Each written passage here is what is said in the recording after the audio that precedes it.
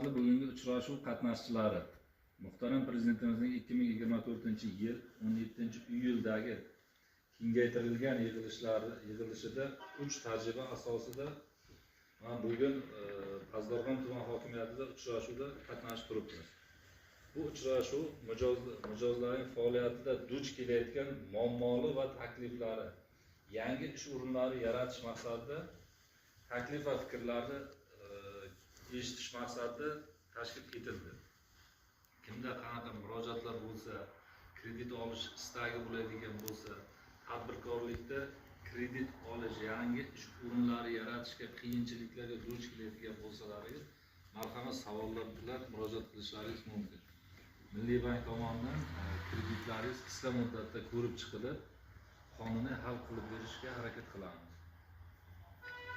Kredit deb kim so'radi, opa? Sizmi?